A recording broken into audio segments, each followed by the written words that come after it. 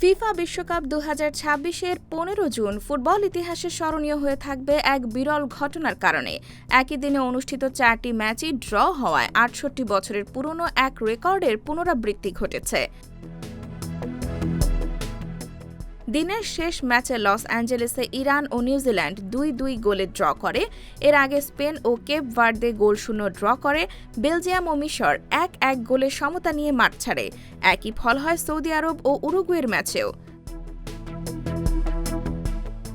Iran New Zealand ম্যাচের শুরুতে এগিয়ে যায় নিউজিল্যান্ড। ৭ মিনিটে এলিজাহ জাস্ট গোল করেন। ৩২ মিনিটে রামিন রেজাইয়ান সমতা ফেরান। দ্বিতীয়ার্ধে আবারও জাস্টের গোলে এগিয়ে যায় নিউজিল্যান্ড, তবে ৬৪ মিনিটে মোহাম্মদ মুহিবির হেডে ২-২ সমতা ফেরে ইরান। বিশ্বকাপ ইতিহাসের সর্বশেষ একই দিনে সব ম্যাচ ড্র হয়েছিল ১৯৫৮ সালের ১৫ জুন সুইডেন বিশ্বকাপে। তবে সেবার দিনটিতে আরও কয়েকটি ম্যাচের ফল নির্ধারিত হয়েছিল। ফলে একদিনে অনুষ্ঠিত সবগুলো ম্যাচই ড্র হওয়ার ঘটনা বিশ্বকাপের ইতিহাসে এবারই প্রথম। IBTV USA, new York.